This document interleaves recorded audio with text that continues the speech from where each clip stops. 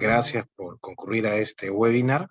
Como su nombre bien lo dice, la idea es conversar con ustedes sobre algunas reglas que existen y algunas limitaciones que también debemos contar con ellas al momento en que se quiere planificar la sucesión o una herencia.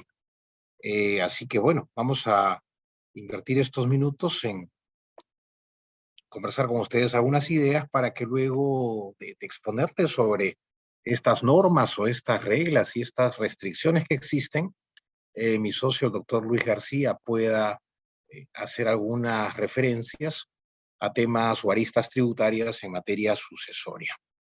Lo primero que tendríamos que preguntarnos es, ¿para qué planificar una herencia? En realidad, planificar una herencia tiene que ver con cómo uno se proyecta en el futuro y cómo uno quisiera que el patrimonio que ha construido a lo largo de su vida y de la trayectoria y el esfuerzo que ha desplegado a lo largo de años, cómo proyecta que ese patrimonio pueda de alguna manera pasar a las manos de los herederos y ser administrado, gestionado o conservado, incrementado, dependiendo de cómo uno lo quiera, una vez que pues se tome este viaje sin retorno. De alguna manera lo que hacemos es tratar de anticipar cómo debería o cómo quisiéramos, más que cómo debería, que esa herencia pase a manos de nuestros herederos. Usualmente no planificamos una herencia. Usualmente lo que hacemos es simple y llanamente actuar con mucho optimismo, con mucho entusiasmo, eh, o vemos este tema como algo lejano o como algo que aparentemente no resulta ser necesario, o simplemente no lo hacemos y dejamos que las cosas ocurran de manera natural y espontánea.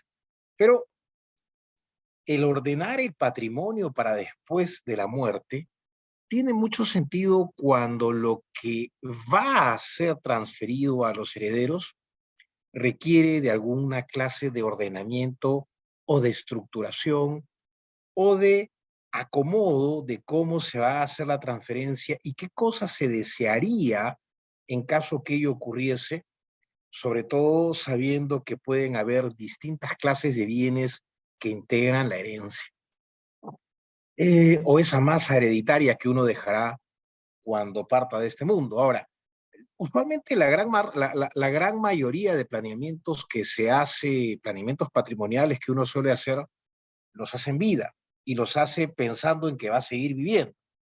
Sin embargo, esto no va a ocurrir con herencia.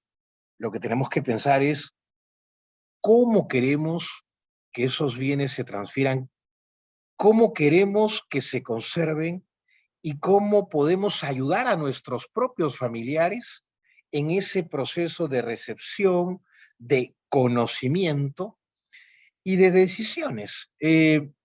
Por supuesto que lo que la ley ofrece es un menú de herramientas legales para estos temas. Desde el testamento, luego vamos a hablar un poco más sobre el testamento, que en rigor lo que hace es incorporar decisiones de última voluntad, pero que van a operar o van a tener efectos cuando muere el testador. Entonces, lo que la ley permite es que la persona que quiere ordenar o planificar su herencia pueda no necesariamente tener que esperar hasta que el testamento que ha otorgado cobre efectos después de su muerte, sino que puede utilizar otras herramientas.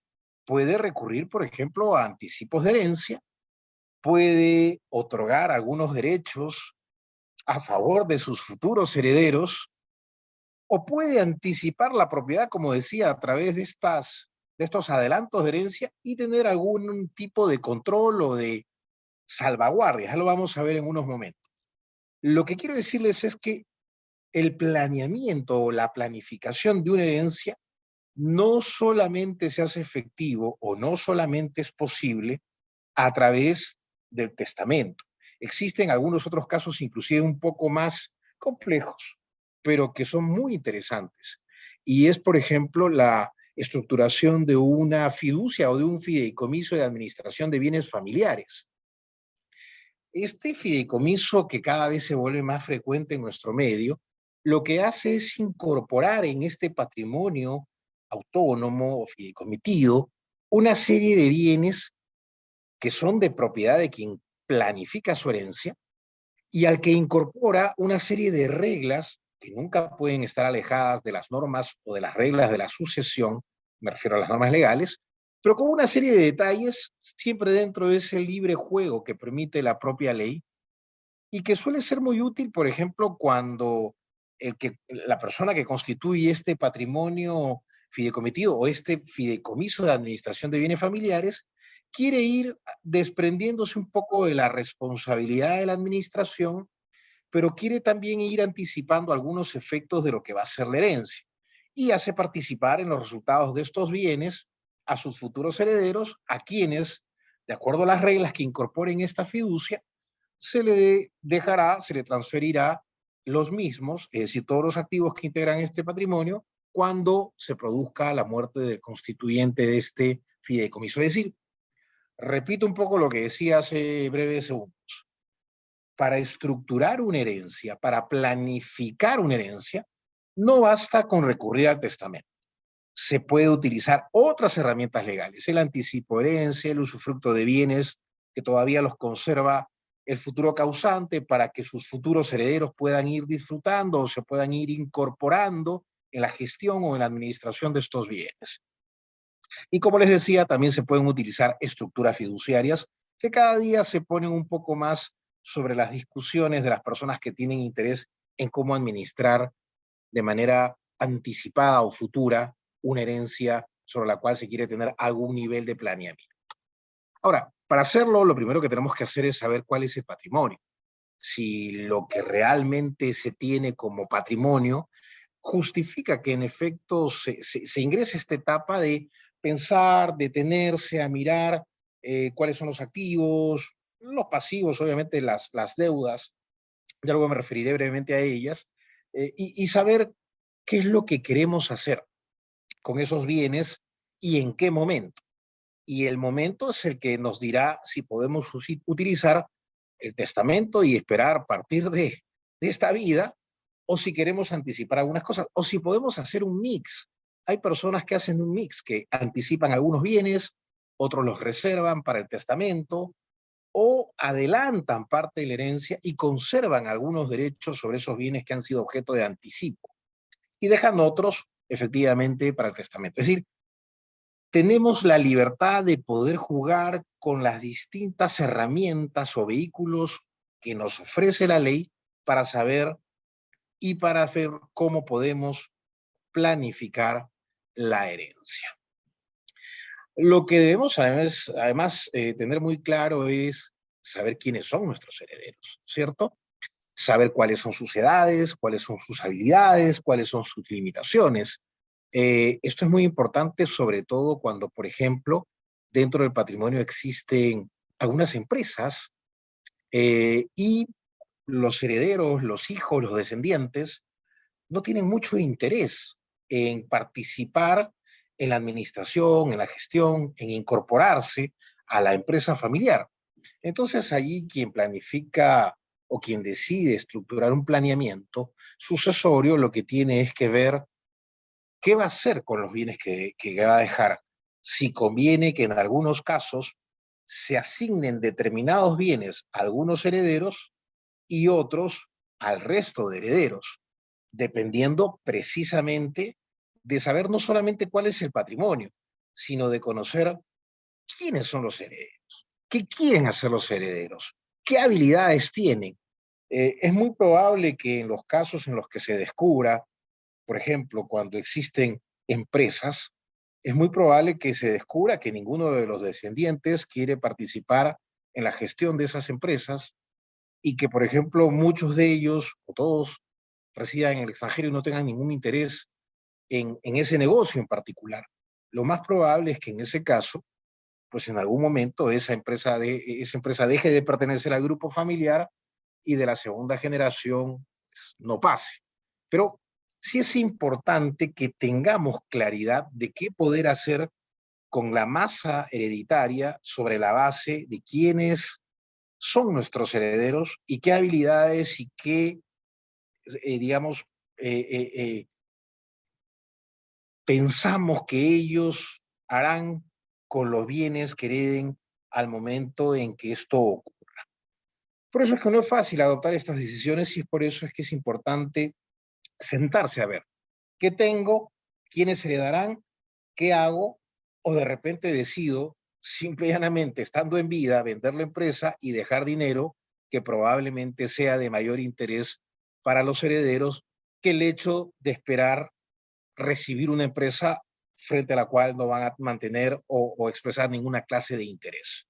Entonces, estas cosas son las que uno tiene que saber para decidir qué hace de manera anticipada con esos bienes, si los deja en herencia o si los cambia, la naturaleza de los mismos, son acciones por dinero, acciones por inversiones, cosas que tarde o temprano tenemos que sentarnos a pensar qué debemos hacer con ellos. Porque además eso va a facilitar el proceso de transferencia de los bienes. Y es más, si sabemos claramente que algunos de los bienes que van a ser objetos de herencia no son de interés de los herederos, probablemente quien es el titular actual descubrirá que van a tener mayor valor mientras los conserve y los venda que esperar que se transfieran por herencia a herederos que no van a tener ningún interés y que probablemente por no participar en el negocio o por no manifestar ningún tipo de interés, esto pueda llevar o conducir a que la empresa en el camino pueda perder valor. Eso lo tendrá que mirar cada uno al momento de ver cómo planifica la propia herencia. ¿Se utiliza testamentos en el Perú? Pues no muchos. Fíjense, en países muy cercanos a nosotros como España, las sucesiones testamentarias, según las estadísticas que existen, no llegan ni al 10% de todas las sucesiones que existen en ese país. Es decir, más del 90% muere sin testamento y al morir sin testamento, como lo vamos a ver más adelante, se aplican algunas reglas por defecto, que son las que la ley contiene para determinar qué bienes se transfieren, cómo se transfieren y quiénes son los herederos. Eso lo vamos a ver dentro de poco. En el Perú no existe una estadística completa real, lo que hay son algunos datos un tanto sueltos de parte de la Superintendencia Nacional de Registros Públicos, que, por ejemplo, lo más reciente que hay es esta referencia al año 2019. En el primer trimestre se inscribieron 1.870 testamentos a nivel nacional, mientras que en el año 2016, que es la encuesta anterior, hubo un total anual de 5.283 testamentos. Pero eso frente al número de sucesiones intestadas, probablemente no llegue ni siquiera a un 5% en nuestro país. Es decir, la gran mayoría de ciudadanos fallecen sin planificar su herencia.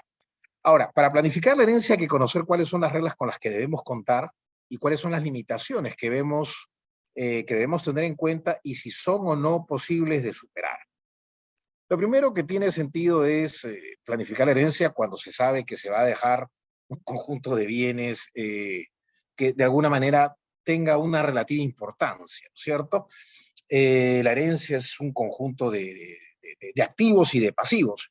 Y una primera regla que debemos tener en cuenta es que ninguno de los herederos debe asumir los pasivos de su causante o de su antecesor más allá del valor de los activos que se reciba como consecuencia de abrirse una sucesión.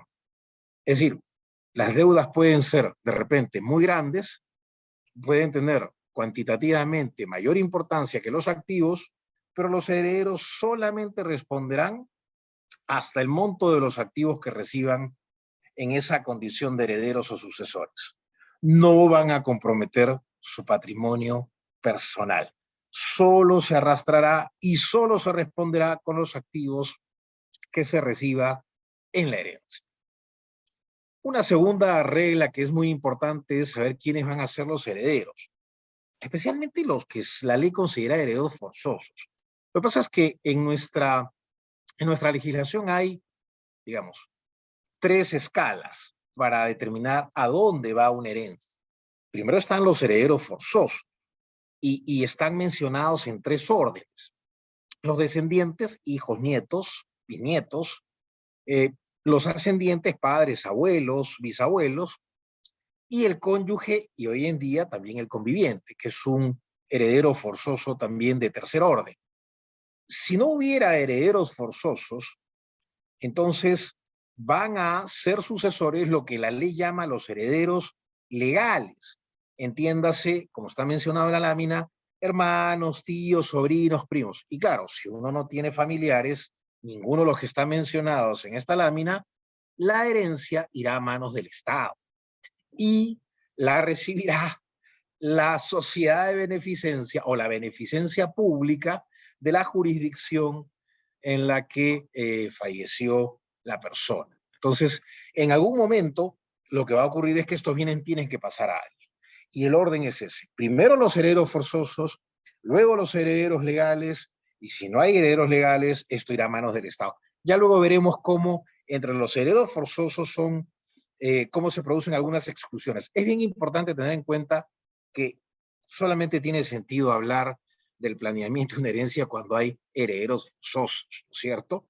No cuando hay herederos legales, o sea, salvo que en algunos casos esto se ocurra, ¿no es cierto? Hay un famoso caso de un empresario con mucha presencia en el sector minero que no tenía herederos forzosos, entiéndase, ni descendientes, ni cónyuge, ni ascendientes, y en su testamento lo que hizo fue disponer de sus activos de una manera muy definida y detallada a favor de herederos legales, ¿no es cierto? Es un famoso empresario minero que falleció no hace muchos años.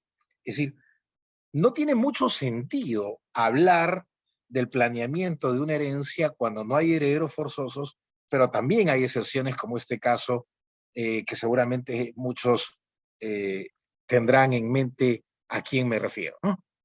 Una cuarta regla que es importante saber o tener presente para saber cómo planificar una herencia es identificar si los activos que uno tiene eh, para planificar la herencia se han adquirido dentro de una sociedad de gananciales, dentro de una sociedad conyugal, y si hay otros activos que se han adquirido con anterioridad al matrimonio o estando casado sin un régimen de separación, son bienes que se han adquirido bajo la condición de bienes propios. La ley, como en todo el mundo, hace una identificación muy clara de cuáles son los bienes propios y cuáles son los bienes conyugales cuando una persona se casa sin separar patrimonios. Si una persona se casa separando patrimonios, está claro que cada uno de los dos cónyuges tendrá bienes que serán considerados como propios. Y sobre esos bienes propios se podrá planificar su herencia sin necesidad de considerar la participación de ningún cónyuge o, bueno, en el caso del conviviente las cosas son un poco más complicadas, ya luego me detengo. Pero en el caso específico de una pareja de esposos, si ellos deciden tener una sociedad de gananciales, que en el Perú sigue siendo la regla mayoritaria, aunque hoy en día la gente joven y especialmente las mujeres prefieren casarse con separación de patrimonio, pero en la medida que esto siga siendo una regla mayoritaria, el que la gente se case con sociedades gananciales o bajo el régimen de las sociedades gananciales, lo que debe quedar claro es que cualquier planeamiento no puede recaer sobre la totalidad de los bienes que adquiera la pareja conyugal. Solamente puede recaer sobre la parte que le corresponderá a la esposa o al esposo al momento en que ella o él fallezcan.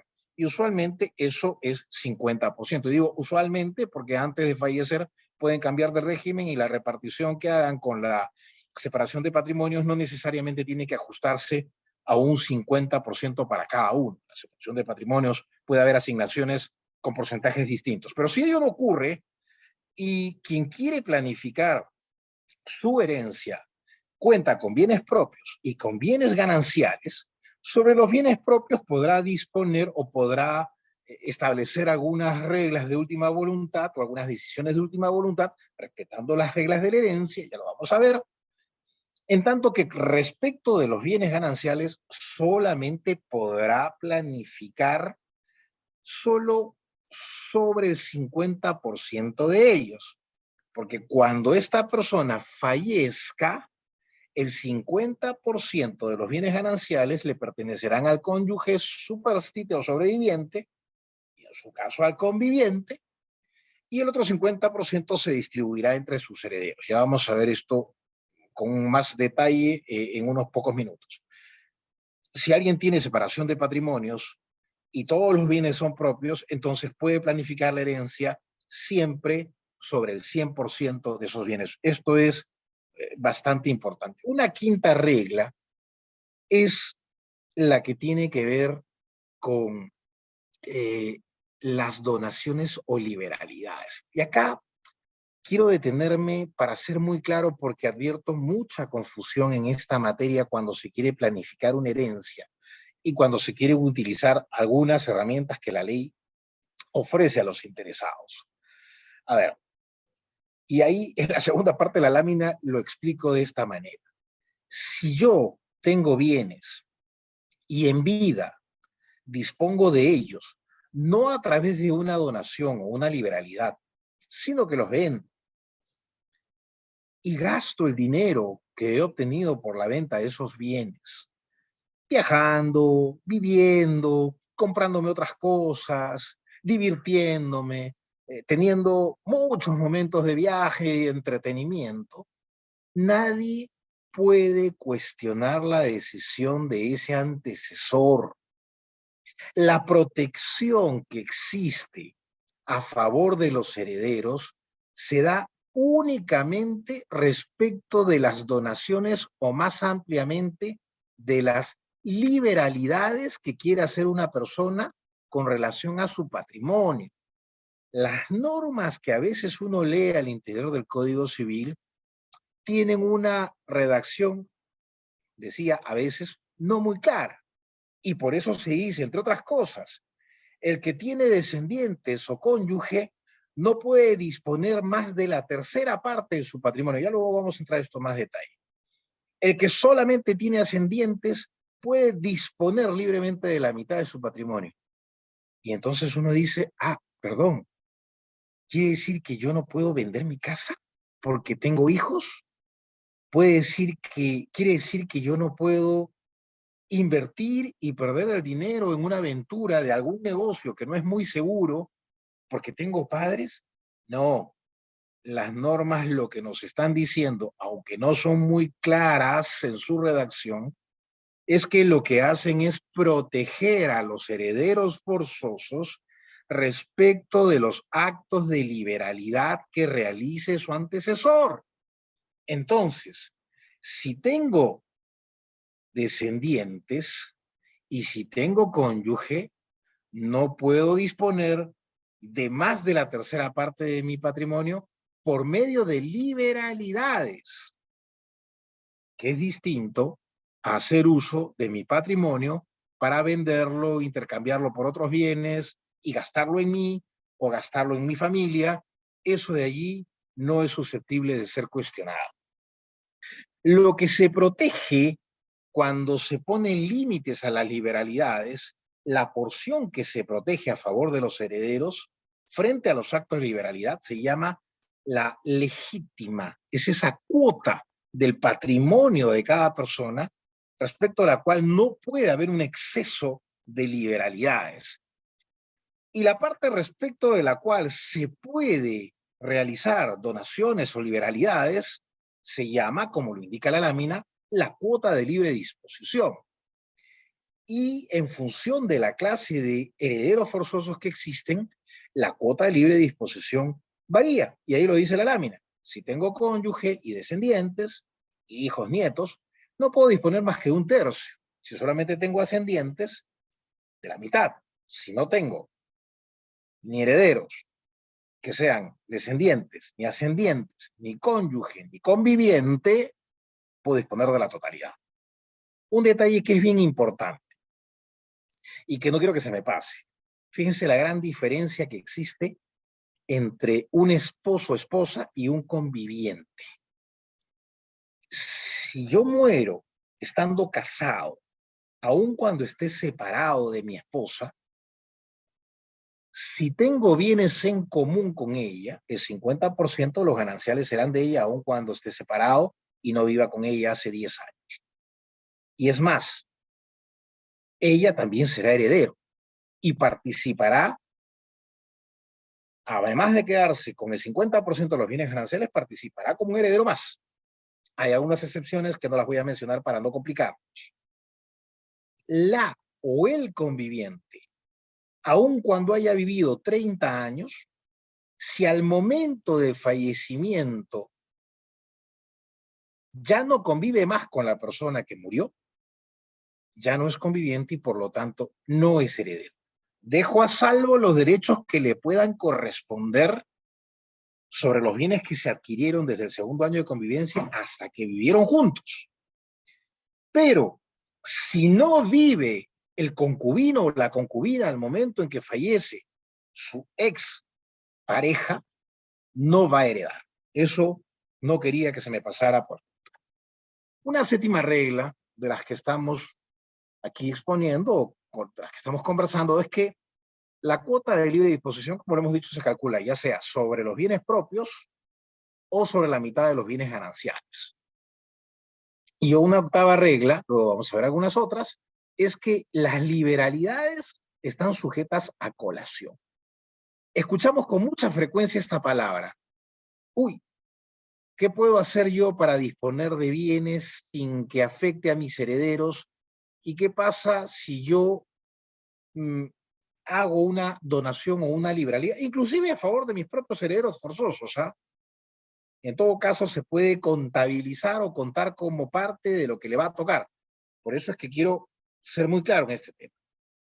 Las liberalidades en general, aun cuando sea, repito, a favor de los herederos forzosos, las liberalidades están sujetas a colación. ¿Qué significa la colación? Para empezar, porque es una palabra medio extraña, que casi nadie conoce, salvo en el mundo legal. Colación no es otra cosa que reintegración de un bien a la masa hereditaria. ¿Cuándo es que se produce la colación? ¿Cuándo es que se pide que un bien regrese a la herencia? Cuando se trata de una liberalidad, pero además esa liberalidad, para que en su totalidad regrese a la herencia, no debe haber tenido una dispensa. En pocas palabras, o para expresarme mejor, si yo realizo algún tipo de liberalidad a favor de quien sea, para empezar, uno, si no digo más nada de esta liberalidad y no la dispenso de que sea reintegrada a la herencia, el día que yo fallezca, cualquiera de los herederos forzosos hará que esos bienes que fueron objeto de liberalidad de donación se incorporen a la herencia, salvo que se haya dispensado de esa reintegración a la herencia un bien que ha sido objeto de donación. Pero para que no se reintegre a la herencia, no basta que exista una dispensa de colación.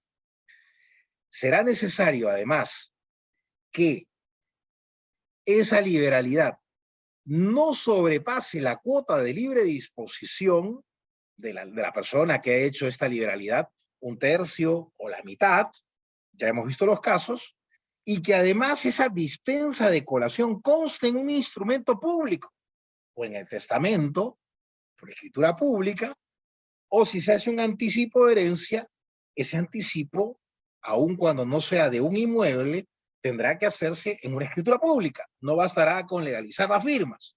Entonces, repito, para proteger a los herederos, los bienes que han sido objeto de liberalidad de su antecesor, estando éste en vida o disponiendo de esos bienes a través del testamento para que sean entregados como liberalidad a cualquier persona, incluidos los herederos forzosos, esas liberalidades no pueden exceder de la cuota de libre disposición. Si no existe dispensa de colación, los bienes se reincorporan al patrimonio. Si ya los bienes no existen, será su valor. Ahora vamos a ver un problema muy complicado con este tema. Pero además, la dispensa de colación tiene que constar en instrumento público. ¿Qué significa eso? ¿Qué significa eso? Primero, que los bienes son colacionables cuando no están dispensados de ella y se reintegra o el bien o su valor si el bien ya no existe. Pero además, si ha habido un exceso, no es que se diga que el bien se reincorpore, solo se tiene que reincorporar el exceso, el exceso. Las normas allí a veces no son muy claras, pero leyéndolas en conjunto, no es que la liberalidad que haya realizado una persona estando en vida o a través de su testamento tenga que caer o tenga que disolverse o declararse absolutamente inexistente desde el momento en que se realizó. No, no, porque en esos casos habrá que apuntar a que solo se reincorpore o que se incorpore a la herencia el exceso. Una regla adicional es que si no se planifica nada de esto, si no hay testamento, si no han habido anticipos, que es parte del planeamiento sucesorio, pero hecho en vida, o si no se tiene una estructura fiduciaria, entonces se tendrá que acoger lo que dice la ley, se tendrá que aceptar lo que dice la ley. Y es la ley la que asigna a todos los herederos forzosos una participación igual. Y claro, allí no se pudo definir o decidir de manera anticipada qué iban a heredar los herederos, qué bienes, qué iban a hacer o cómo se iban a distribuir. Fíjense que a mí no me parece nada salvo facilitar el proceso de identificar a los herederos, pero no me parece nada, digamos, que aporte valor, repito, salvo identificar claramente a los herederos y no pasar por un proceso de sucesión y de declaratoria de herederos, de sucesión no testamentaria, pero si se redacta un testamento en el cual se dice, me llamo así, me casé con tal persona, tengo tales hijos, mi esposa y mis hijos son mis herederos forzosos, mis bienes al momento de mi fallecimiento o aquellos que se encuentren a mi nombre se distribuirán entre mis herederos forzosos en partes iguales. Eso, señores, no añade valor. Lo único que hace es evitar ir a una declaratoria de herederos e ingresar al terreno de una sucesión testamentaria, que es mucho más sencilla. El procedimiento es mucho más fácil, mucho más rápido, pero no añade nada. Eso no es planificar una herencia. Eso es facilitar el proceso de identificación de los herederos, pero no supone ninguna distribución en función de cómo quiero que se conserve ese patrimonio después de mi muerte.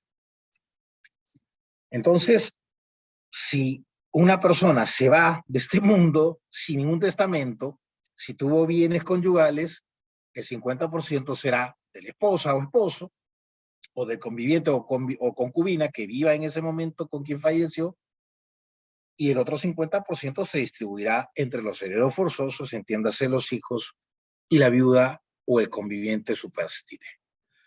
Pero bueno, estas son las reglas que de alguna manera también van a tener que convivir con algunas limitaciones. Cuando ya queremos ingresar en el terreno estricto del planeamiento, tenemos que tener varias cosas que van a hacer que veamos que cualquier decisión siempre tiene algún tipo de limitación. Lo primero que tenemos que tener en cuenta es que el patrimonio es dinámico, ¿no es cierto? El patrimonio puede no crecer, pero el patrimonio puede incrementarse o puede reducirse. Entonces, lo que hoy en día, como liberalidad que realizamos en vida a favor de un tercero o uno de nuestros herederos forzosos, podemos calcular que no excede de la cuota de libre disposición, el día que fallezcamos, de repente sí lo excede, porque mi patrimonio se puede haber ido reduciendo en el camino. Puedo haber ido vendiendo mis activos, invirtiendo en negocios, no me fue bien, y entonces lo que tenía en un momento específico, que me permitía calcular que lo que anticipé o di a título de liberalidad no iba a afectar a mis herederos porque no sobrepasaba la cuota libre de disposición, puede variar en el tiempo. Primera limitación. Segunda limitación, y este es un tema bien complejo. ¿Cómo se protege un heredero para saber si una liberalidad en vida o aquella que está contenida en un testamento afecta o no la legítima de los herederos forzosos? ¿Saben cómo? Valorizando esos bienes al momento en que se abre la sucesión. ¿Cómo sé yo si una liberalidad, una donación, un anticipo excede o no? Ahora he visto algunas preguntas, ahora las voy a ir contestando. ¿Cómo sé si me he excedido? Mis herederos tendrán que, al momento en que yo fallezca, valorizar las liberalidades. ¿Y saben a qué se obliga con ello? A valorizar todo el patrimonio hereditario, no solamente las liberalidades que se han hecho. Y lo que es más complicado, si se hizo alguna liberalidad, como lo he visto en alguna oportunidad, años atrás, muchos años atrás, de inmuebles que se han revalorizado, esa valorización que se hace al momento de abrirse la sucesión puede ir en contra del planeamiento que uno ha hecho. Porque si los bienes se aprecian, entonces puede colmar o exceder la cuota de libre disposición dependiendo de cuáles sean los otros bienes que integren la herencia. Entonces, hay que tener mucho cuidado porque esto, repito, nos va a obligar a los herederos a tener que valorizar nuevamente todo. Y claro, no es tan sencillo valorizar una empresa, ¿no es cierto? De repente, al momento en que yo he hecho algunas liberalidades, mi empresa tenía un valor muy alto y por lo tanto donar algunos inmuebles no era importante. Pero quizá al momento en que ya estoy cerca de mi muerte, la empresa sufre un colapso, pierde valor y los bienes inmuebles o las otras cosas que doné años atrás pueden tener un mejor valor que la empresa cuando se abre la sucesión. Entonces, no podemos dejar de tener en cuenta que estas son restricciones o limitaciones a un planeamiento.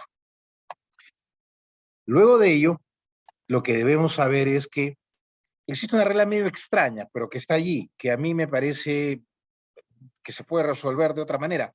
Pero si lo que se ha entregado como liberalidad es dinero, créditos o títulos valores, lo que dice la norma es que se tiene que hacer un reajuste equitativo al momento en que se produce el fallecimiento para saber si ha afectado o no la legítima. ¿Qué es el ajuste equitativo? La norma no lo define, no lo podría definir, dependerá del criterio del juez, pero algo que yo sí considero conveniente tener en cuenta. Si bien la norma no nos hace referencia a una operación estrictamente aritmética, nada lo impide. Y nada impide que aplicando índices o factores de corrección o comparación con otras monedas o con algunos commodities, lo que en algún momento fue una cantidad de dinero se podría llevar a un valor actualizado, ¿cierto? Alguna suerte de fórmula o parámetro de corrección monetaria. La ley no lo impide, habla de un ajuste equitativo, pero ¿por qué no podríamos utilizar estos factores? No es un impedimento el hacerlo. Y claro, otra forma en que uno va a tener una restricción para el planeamiento o la planificación de una herencia es cuando aparecen nuevos hijos, ¿no es cierto? No solamente los que nacen eh, dentro del mismo matrimonio, sino de un segundo matrimonio, o de repente hijos que nacen al margen del matrimonio. También eso es una restricción que puede tener impacto sobre la herencia. Cosas que son importantes, el testador, quien otorga un testamento, no puede privar a los herederos de su legítima, como lo venimos sosteniendo, ni puede imponer gravámenes o limitaciones. O sea, yo no puedo decir que impongo una determinada restricción a mis herederos, pero nada impide que ellos puedan heredar un inmueble hipotecado, porque no ha sido el propósito del testador constituir la hipoteca al momento en que otorga el testamento. Esta puede haber sido una limitación, gravamen preexistente al momento del fallecimiento. Un tema que a mí me preocupa y que la ley no favorece es que el testador no puede imponer una indivisión de la herencia. Acuérdense que el pacto por el cual los herederos, en tanto no se dividan la herencia, se sujetan a las reglas de la copropiedad. Y los copropietarios solamente pueden provocar una situación de indivisión si es que así lo acuerdan, y además con un plazo máximo, y si quieren un plazo mayor tienen que renovarlo. Un testador no puede imponer una indivisión, puede sugerirla a sus herederos. Esa es una gran limitación porque en algunos casos, sobre todo, por ejemplo, en el caso de empresas, muchas veces es intención del antecesor, de aquel que quiere planificar su herencia, que ésta se conserve y que no se atomice el accionariado y haga que la generación que ingresa a la empresa pues no tenga la misma visión de ella y pueda, por el contrario, producirse una salida del grupo familiar de esa empresa con ventas un tanto desordenadas. Pero bueno, es algo que forma parte de las limitaciones con las que se debe contar. Eh, las limitaciones, sin embargo, para ir terminando, todas estas limitaciones nunca pueden ser un impedimento para estructurar y definir un planeamiento. El planeamiento hay que hacerlo conociendo las reglas y conociendo las limitaciones. El planeamiento, sin duda, puede ser hecho solo para después de la muerte, en cuyo caso recurrimos al testamento, pero no es la única herramienta.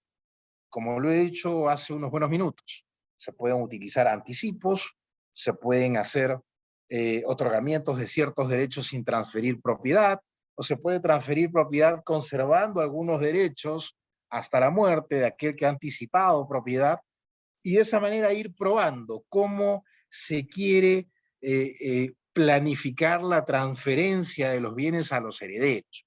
En pocas palabras, se puede planificar una herencia con actos en vida o con un testamento que será el que cobrará efectos a partir de la muerte. Dependerá de cada caso, pero se puede hacer. Es posible y es mejor hacerlo a no hacerlo, pese a las limitaciones o restricciones que hemos conversado. Eh, todo por mi parte, espero no haberlos recargado y ahora los dejo con mi socio Luis García para que le comente las aristas tributarias del tema hereditario. Luego, al final, contestaré algunas preguntas. Muchas gracias. Muchas gracias, Yuri. Está bastante clara la exposición. Muchísimas gracias. Bueno, me presento. Yo soy Luis García Romero, soy socio del área de impuestos y voy a darles algunas pinceladas. La verdad es que no hay mucho que compartir respecto al tema de impuestos en este caso. Los casos son muy específicos y la casuística puede ser muy grande, pero en normas generales nos vamos a dar cuenta que no hay muchos temas y que siempre tenemos que abordarlos caso a caso. Bien, bueno, empecemos por lo más sencillo, ¿no?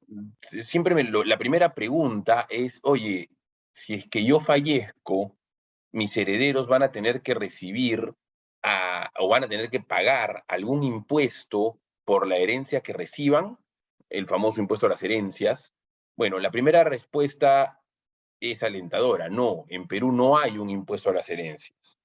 Eh, hay ciertas tendencias a nivel mundial que graban las herencias. Por ejemplo, en Estados Unidos es conocido el impuesto a las herencias, que lleva una tasa de hasta 40%, en una escala progresiva, por supuesto, pero en el Perú no hay un impuesto a las herencias. Entonces, el solo hecho de yo recibir una herencia no me obliga a pagar un tributo.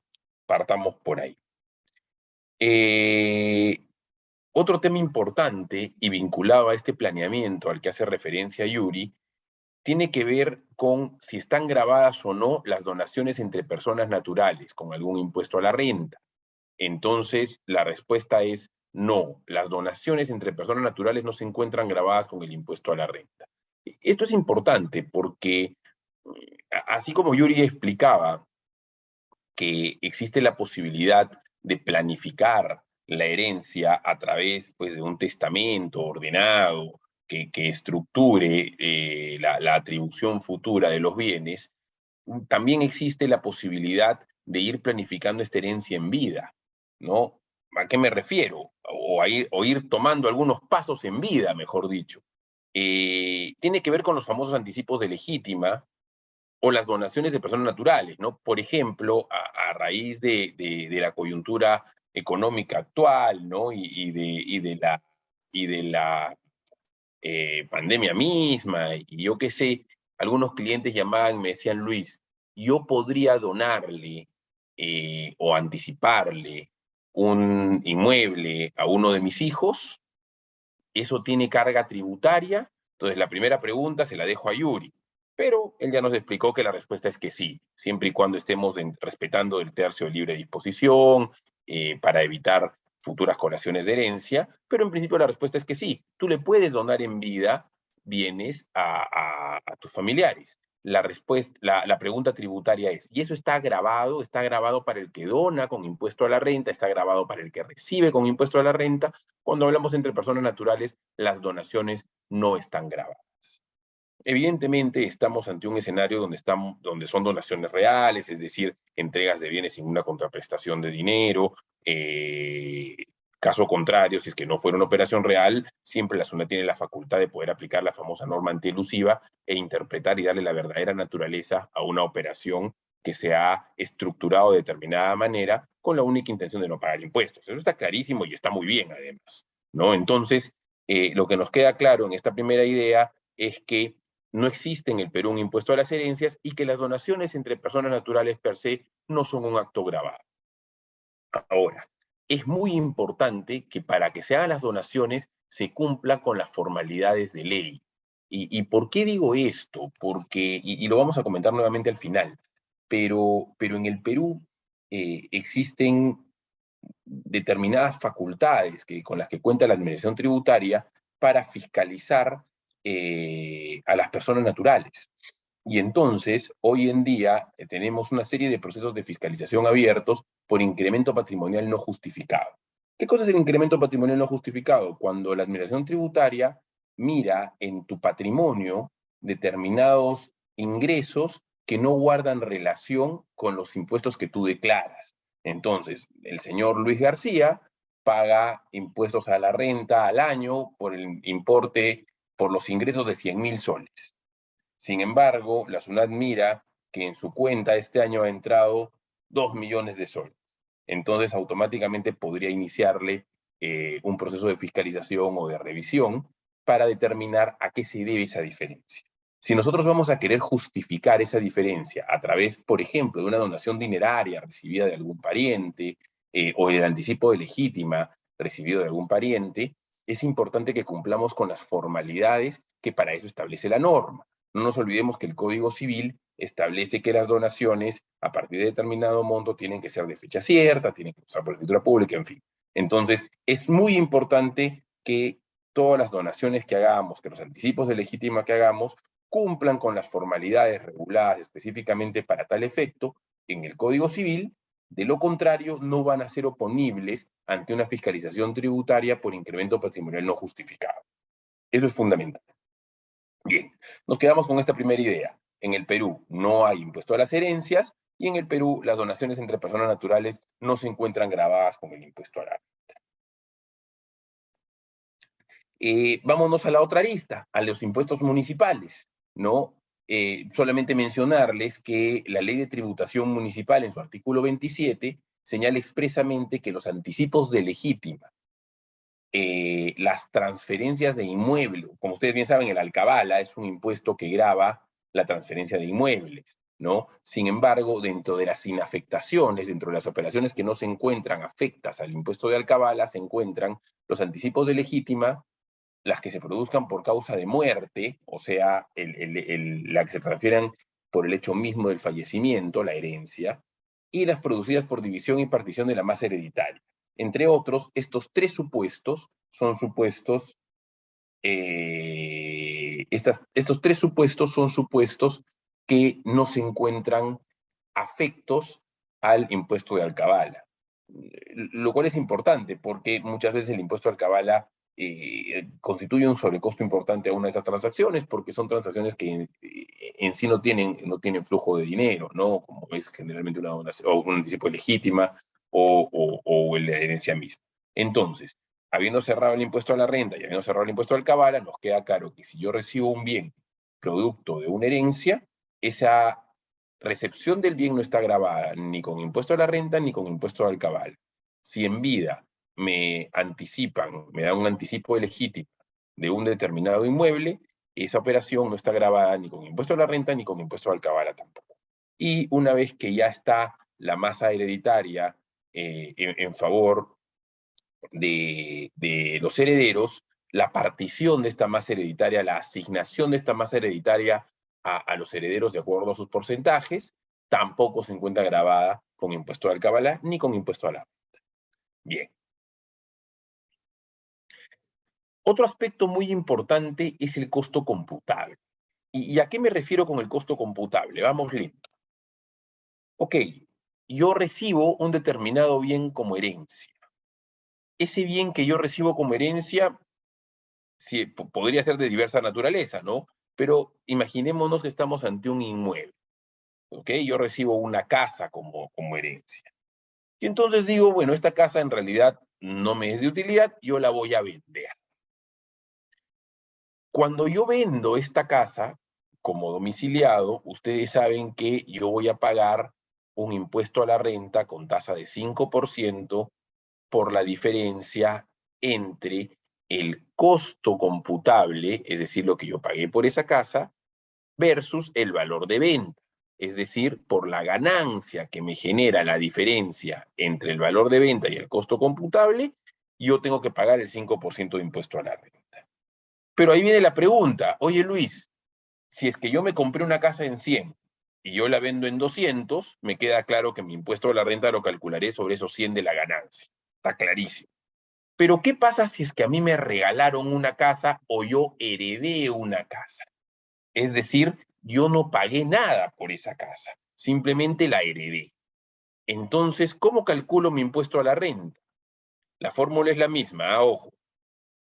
El precio de venta que yo tendré versus el costo computable. Uy, pero mi costo computable es 0. ¿Qué nos dice la norma? La ley del impuesto a la renta nos dice que tratándose de bienes inmuebles, si la adquisición es a título gratuito, puede ser donación, puede ser anticipo legítima, puede ser la misma herencia, el costo computable será igual a 0. Entonces, en mi ecuación tendré que hacer precio de venta menos 0, me va a dar el mismo precio de venta, y a eso le aplico mi tasa del impuesto a la renta, que es el 5%. La norma dice alternativamente, y fíjense que acá hay un espacio que la norma nos da para tener un costo computable. Entonces, esta es una norma importante. La norma nos dice alternativamente, la primera alternativa es 0, pero la norma dice alternativamente se podrá considerar como costo computable el que correspondía al transferente antes de la transferencia, siempre que éste se acredite de manera fehaciente. Ok, entonces vamos al ejemplo. El señor Juan Pérez fallece y le deja una casa a su hijo Pedro Pérez. Pedro Pérez tendrá un costo computable en principio de 0, porque él no pagó nada por esa casa. Entonces, el impuesto a la renta se pagará cuando, el día que la venda, pagará el impuesto a la renta con tasa hoy de 5% por el total del precio de venta, porque no tiene costo. O sea, todo es su ganancia. Sin embargo, la norma dice que Pedro Pérez podrá utilizar alternativamente como costo computable el que le correspondía a su papá, el señor Juan Pérez, que fue quien compró la casa. Pero acá viene el detalle, como diría el buen Cantinflas, siempre y cuando se pueda acreditar este costo de manera fehaciente. ¿Y qué ha entendido la SUNAT y qué ha entendido la jurisprudencia del Tribunal Fiscal por fehaciente en estos casos? Bueno, si es que estamos hablando de una operación posterior al 2004, o sea, en mi ejemplo, si el señor Juan Pérez adquirió la propiedad después del 2004, entonces ya estaba en vigencia la norma de bancarización y por lo tanto la transacción tendría que haber sido bancarizada para que otorgue costo computable a su hijo.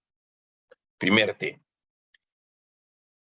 Y si es que es una propiedad antigua que adquirió antes del 2004, existen algunos mecanismos que nos pueden permitir acreditar el costo computable de manera fehaciente. Por ejemplo, en muchas operaciones se inserta dentro de la escritura pública de transferencia el cheque con el que se pagó la operación, ¿no? Nuevamente, si es que ya estamos con la norma de bancarización, este cheque tendrá que ser con la cláusula no negociable o de gerencia y con eso caminamos. Si es que es antes de la norma de bancarización, el cheque que haya correspondido dará o la constancia del notario de la transacción también podrá servir para acreditar fehacientemente.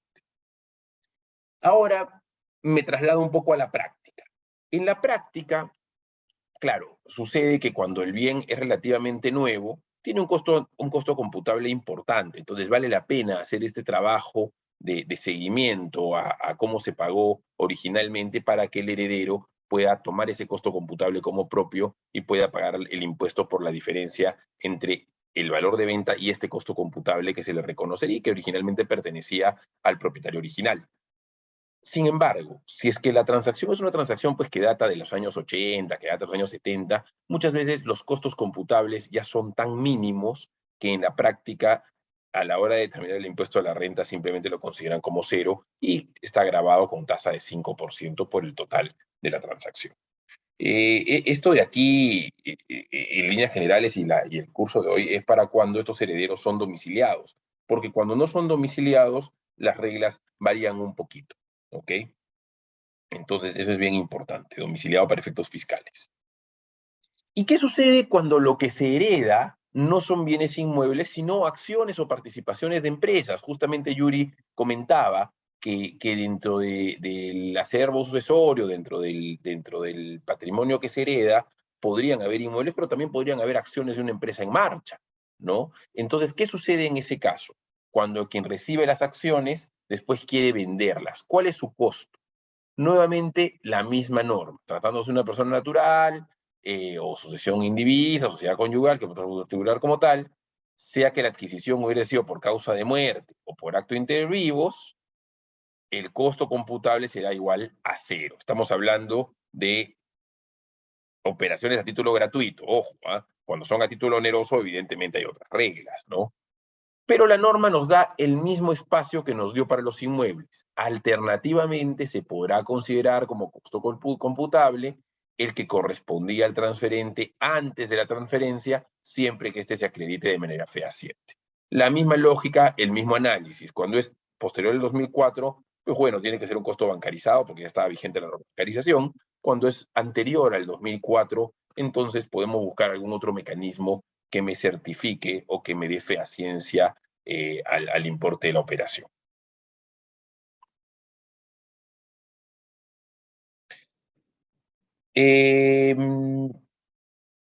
Acá hay un temita súper importante que tiene que ver con la parte operativa, ¿no? Porque muchas veces fallece la persona y la persona percibía algunas rentas, por ejemplo, alquileres, y en automático fallece, y entonces nos queda la duda, oye, ¿y ahora quién paga el impuesto que este señor pagaba en su oportunidad? ¿No? A partir del día en que fallece lo pago yo, que soy el heredero, yo no sé si soy el único heredero, hay una sucesión que después tiene que dictarse la declaratoria de herederos, inscribirse, si cuando hay testamento, inscribirse el testamento. Entonces, ¿a partir de qué momento incorporo desde el punto de vista tributario a mi acervo personal, a mi patrimonio propio, los bienes que he heredado, ¿no? Y a partir de qué, y cómo pago esos impuestos? Para esto yo les digo, yo no estoy muy de acuerdo con la redacción de esta norma, creo que es una norma que confunde algunos conceptos y con Yuri alguna vez hemos discrepado desde el punto de vista civil con la estructura de esta norma. Sin embargo, esta ley distingue 3 momentos para el pago de los impuestos.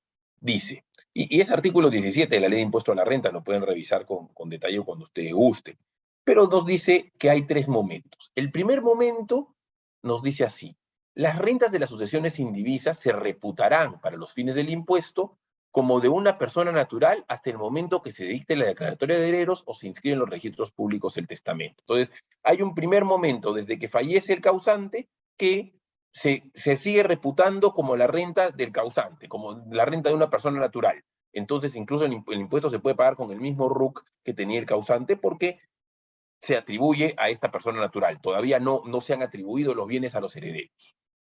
Hay un segundo momento que dice la norma: dictada la declaratoria de herederos o inscrito el testamento, y por el periodo que transcurra, que se adjudiquen judicial o extrajudicialmente los bienes, o sea, cuando ya están definidos quiénes son los herederos, cuando ya está definido cuál es el patrimonio y cómo se va a atribuir, pero todavía no se han adjudicado judicial o extrajudicialmente los bienes, constituyen la masa hereditaria, dice: el cónyuge, los herederos o los demás sucesores a título gratuito deberán incorporar a sus propias rentas la proporción que les corresponda en las rentas de la sucesión de acuerdo con su participación en el acervo sucesorio. Entonces, claro, en ese caso, yo sé pues que si es que pagan 100 de alquiler y yo soy el propietario en 30%, entonces yo declararé ese 30% y los otros herederos declararán su 30% correspondiente y cada uno en la proporción que le corresponde.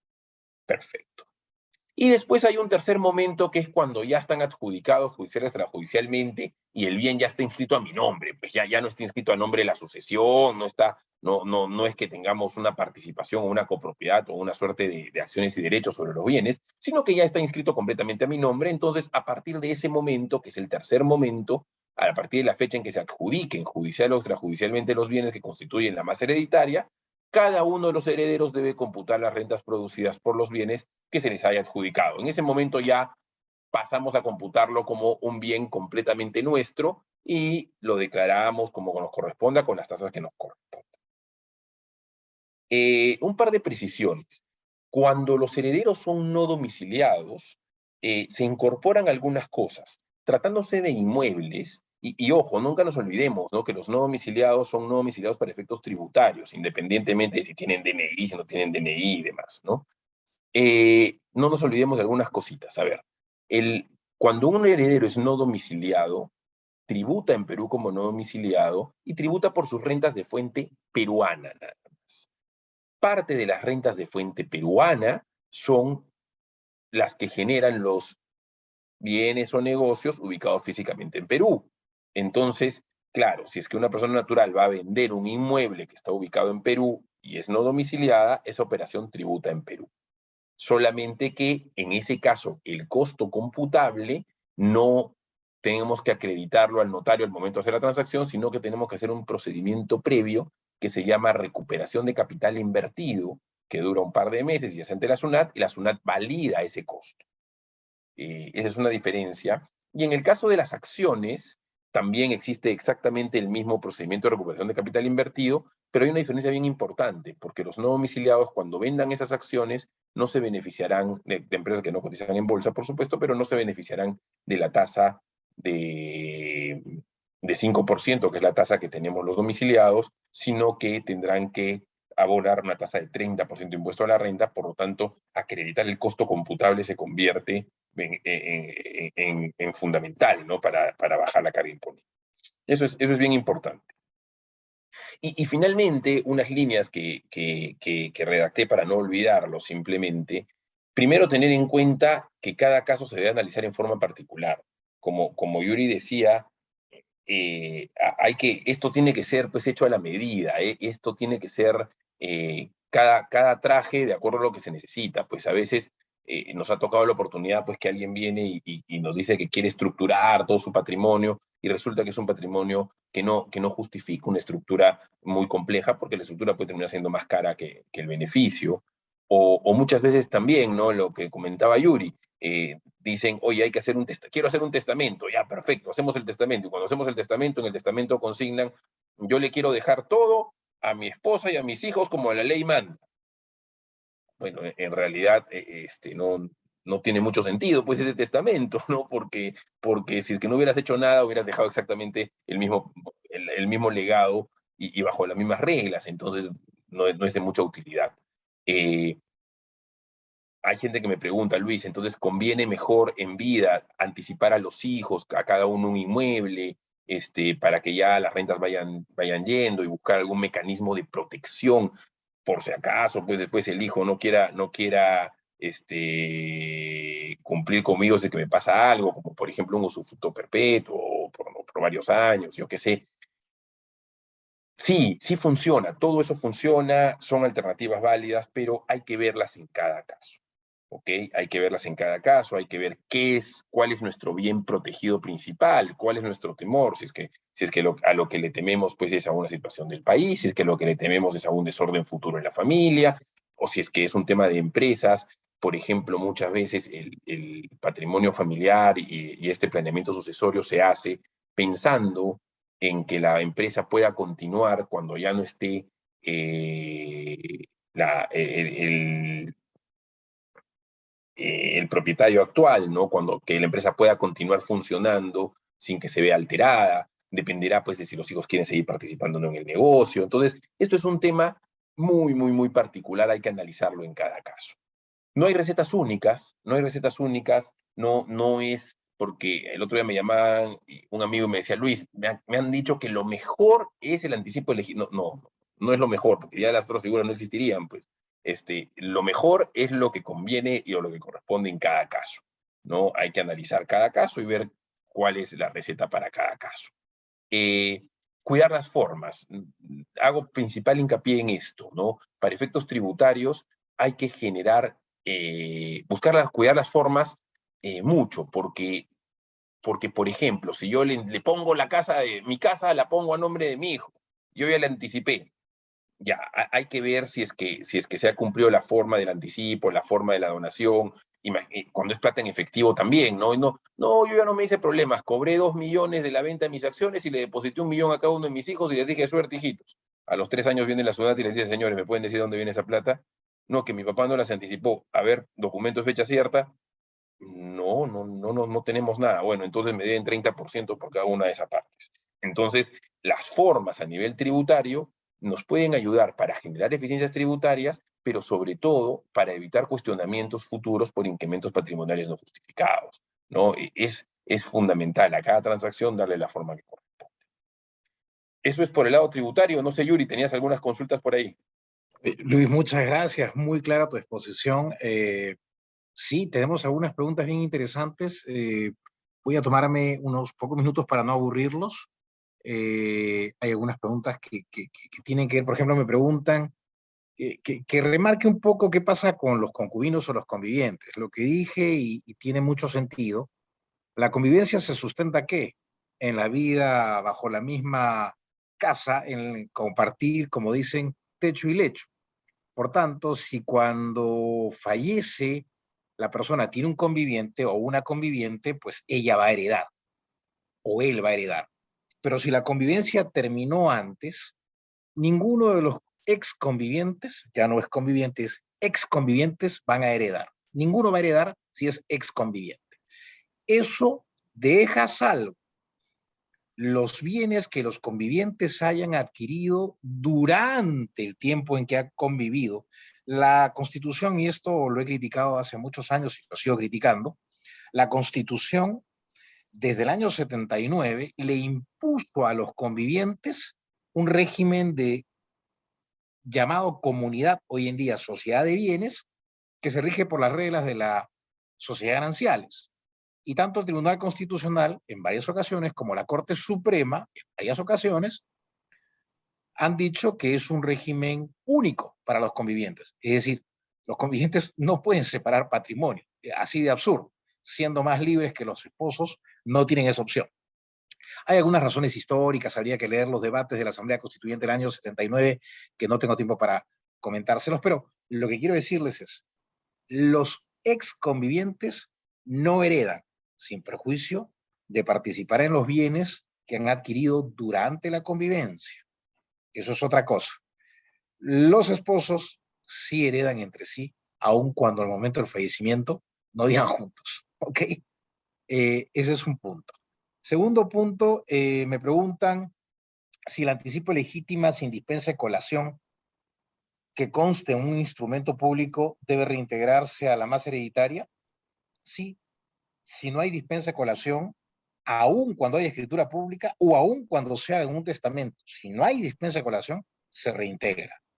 Y se reintegra, me hacían una pregunta, solo en la medida que exista en cabeza de quien fue el beneficiario de ese bien, porque si se vendió, el adquiriente está protegido. ¿ok? El adquiriente no tiene por qué saber que ese bien podía reintegrarse a la herencia. De modo tal que, en ese caso, el que recibió esa liberalidad tendrá que reintegrar el valor, no el bien, porque ya salió de su patrimonio. Me hacen otra pregunta bien interesante. En caso de reversión de los anticipos de herencia, ¿qué pasa con los embargos inscritos con posterioridad a la primera transferencia, es decir, antes de la reversión? Se arrastra el embargo, porque la reversión no es un hecho cierto, solamente se da bajo determinadas condiciones. A ver, el Código Civil habla muy claramente y muy ampliamente del derecho a reversión. ¿Qué es la reversión? La reversión es un derecho a recuperar la propiedad de un bien que ha sido donado, ¿ok? En mi opinión, para cualquier liberalidad, no solamente para la donación, a pesar de que está regulada dentro del Código Civil en el contrato de donación. Lamentablemente, por razones que desconozco al momento en que se emitió o se puso en vigencia el reglamento registral de testamentos y sucesiones indivisas, este reglamento, que es una norma de menor jerarquía que el Código Civil, que es una ley, ha impuesto que para revertirse tiene que establecerse las causales de reversión en el anticipo de herencia. Yo creo que eso no tiene valor, que no tiene sustento legal, porque ha ido más allá del Código Civil. Sin embargo, lamentablemente, no vamos a poder inscribir la reversión si no hemos establecido las causales y si no ejercemos el derecho de reversión sustentado en esas causales. Así que tendremos que crear esas causales. Pero como lo embargo al que hace referencia la pregunta es previo a la reversión, quien revierte sabe que hay el riesgo de que ese bien pueda ser embargado por el beneficiario de la donación o del anticipo. Entonces tendrá que arrastrar con él. Me preguntan si en caso de una empresa y haber hijos menores de edad, ¿cómo podía proceder para dejar la herencia a los hijos? En estos casos nosotros lo que recomendamos es fundamentalmente un testamento fiduciario o un fideicomiso testamentario. Porque claro, si uno quiere dejar una herencia, una empresa, perdón, herencia a hijos menores de edad, tendría que buscar a personas que actúen, digamos, como albaceas en el testamento para que traten de administrar los bienes de los hijos menores de edad, pero no necesariamente los albaceas van a tener las habilidades para realizar un trabajo corporativo y para tener administrador o para ser un buen administrador o un buen gestor de una empresa. Solo que usualmente recomendamos que esto se haga a través de un testamento fiduciario y que sea el fiduciario quien decida, de acuerdo a las instrucciones de ese testamento, eh, quiénes serían los responsables de la gestión de la empresa. Usualmente lo que se va a recomendar es que se encargue, que el fiduciario se encargue de contratar headhunters para identificar personas aptas para la administración de esa empresa, que estarían en esa, digamos, en esa labor de gerenciamiento hasta que estos hijos sean mayores de edad. Sin duda, eso tiene un costo, ¿cierto? Pero es una fórmula segura. No creo que baste la de los albaceas. También nos preguntan si en vida se deja propiedades a una parte de los hijos con la figura ficticia de compra-venta, cómo se protege a los otros hijos a los otros herederos que no fueron incluidos en esa venta ficticia. Ahí tenemos una gran ventaja, varias cosas. Primero, si es una venta ficticia, significa que no está bancarizada, con lo cual ahí salta la simulación. Si hay una bancarización, habría que ver si lo que se bancarizó respondía a los ingresos de los hijos que aparentemente habrían pagado ese precio. O sea, también por ahí hay indicios de que también se podría haber simulado la bancarización. Pero algo que es muy importante y que creo que con eso se respondería ya de manera completa a la pregunta. Los derechos hereditarios son imprescriptibles. Entonces no es que pasen 10 años y ya no se pueda declarar la nulidad, la compra. No, no, no. Más allá de la prescripción, de la nulidad, de un acto que sea una simulación relativa o absoluta, simulación relativa 2 años, simulación absoluta, no, perdón, 5, y simulación absoluta 10 años de prescripción, los derechos hereditarios son imprescriptibles. Entonces, allí tenemos una enorme ventaja. Las cuentas de ahorro deben tratarse como bien propio, deben liquidarse conforme a las normas de la sociedad conyugal antes de que pasen los fondos a nombre de los herederos. Las cuentas siguen la misma suerte que el resto de bienes que están o que forman parte de una sociedad de gananciales. Si queremos liquidarlos Antes de la herencia tendríamos que hacer una separación de patrimonios. Si no se hace la separación de patrimonios, se aplican las reglas que conversábamos, es decir, 50% para el viudo o la viuda y el otro 50%, incluidas las cuentas bancarias, van para todos los herederos. Nada impide que en el planeamiento de una herencia se dejen determinados bienes a algunos hijos, por ejemplo, empresas a los que tienen interés en ellas, y cuentas, inversiones, dinero a aquellos que no tienen ninguna intención de participar en la empresa. Todo eso se puede planificar sobre la base de lo que hemos conversado. Cuando los bienes están como activos, ¿estos pueden darse como adelanto de herencia? Sí, sin duda, siguiendo las reglas que hemos dicho y como bien decía Luis, con las formalidades del caso para evitarnos problemas tributarios.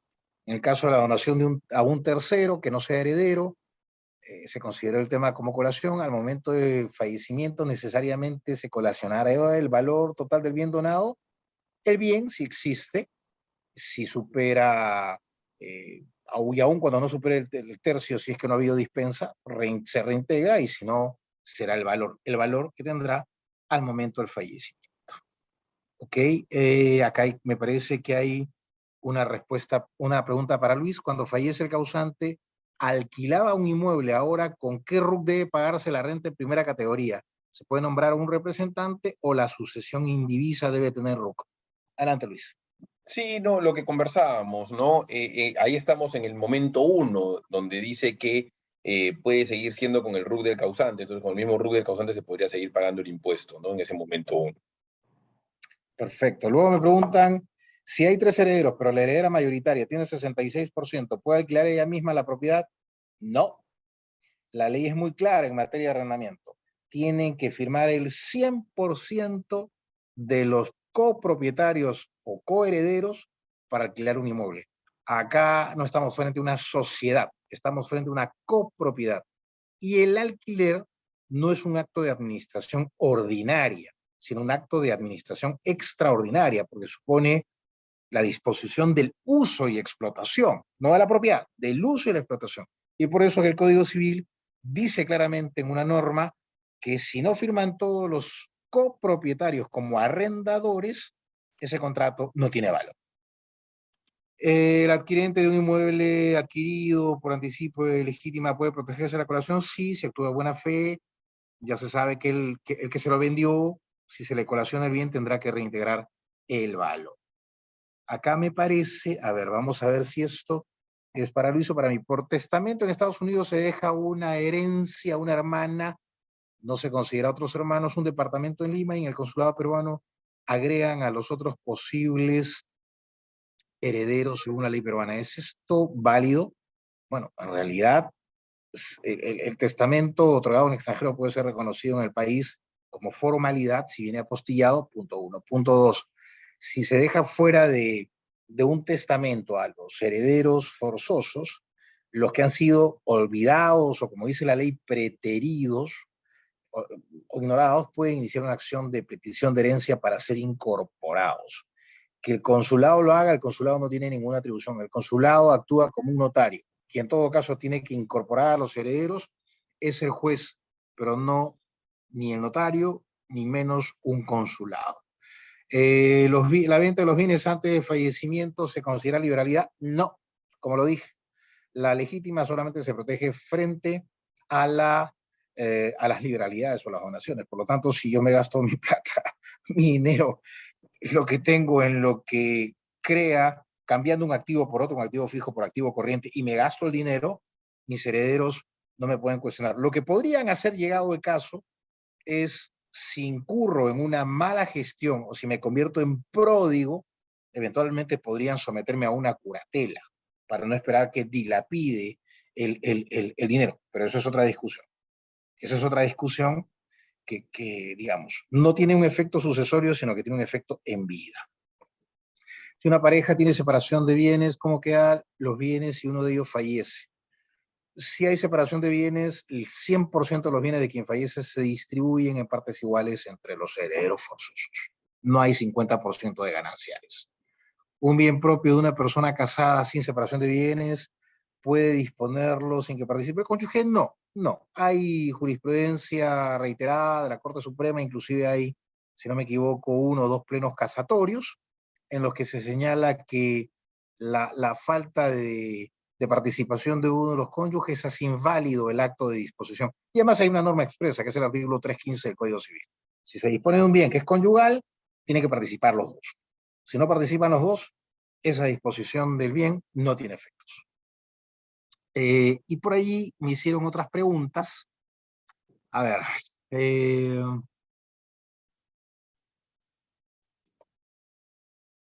si existe régimen de separación de bienes, es heredero el esposo. Si no hay hijos, el esposo. Y si hay esposo y padres, el esposo y los padres. Si no hay padres y solamente esposo, el esposo se lleva todo. En la declaratoria de herederos quisiera, si se excluye a uno de los herederos de manera dolosa, ¿cómo puede ser incluido? ¿Puede ser incluido mediante alguna escritura pública con el consentimiento de los demás herederos? A ver, me ha pasado muchas veces que se excluyó a un heredero en una declaratoria de herederos. El excluido o preterido puede irse a un proceso judicial de largo plazo, una acción de petición de herencia. ¿Los demás herederos podían incluirlo en una escritura pública? Sin duda. Lo que hacen es reconocer que ha sido preterido y redistribuyen los bienes. Al redistribuir los bienes, se acabó la necesidad de ir al Poder Judicial. No hay ningún problema. Luego se me pregunta si, como está muy de moda todo este tema de la criptomoneda, etcétera, que están tomando mucho valor volátil, pero mucho valor, ¿se podría planificar la herencia sobre estos activos y hacerse en el extranjero? Sí, no veo por qué no. De repente suben mucho, de repente se caen, pero reitero las ideas de lo que hemos conversado. A pesar de las limitaciones, es mejor hacer el planeamiento que no hacerlo. ¿Se puede hacer en el extranjero? Sí. El reglamento registral de testamentos y sucesiones sin divisas reconoce la validez y aplicación de los testamentos otorgados en el extranjero que vengan apostillados. Se olvidó ese reglamento de hacer referencia a las sucesiones indivisas que hubieran sido tramitadas o ventiladas en el extranjero, pero afortunadamente la jurisprudencia registral ya llenó ese vacío. Si hay una declaratoria de herederos que se ha hecho en el extranjero, puede venir apostillada y puede reconocerse como si se tratara de un procedimiento hecho en el país. Luego me preguntan, ya estamos por terminar, ¿los hijos afines están considerados como herederos en el caso de las familias ensambladas? No, no, los hijos afines es lo que antiguamente, con palabras un tanto duras o términos un poco hasta peyorativos, llamábamos hijastros. Los hijos afines son los hijos de la pareja con la cual pasamos a casarnos o convivimos. Y es lo que se llama la familia recompuesta, ensamblada, reconstituida, en la que uno o los dos tienen hijos de experiencias previas. No, en nuestro país todavía no son considerados herederos forzosos los hijos afines, como ocurre en otros países. En esos casos lo que se recomienda es hacer uso de las liberalidades siempre dentro del tercio de libre disposición para favorecer, si se quiere favorecer, a los hijos afines. Y finalmente se me pregunta qué debe cumplir como requisito la conviviente para ser heredero forzoso.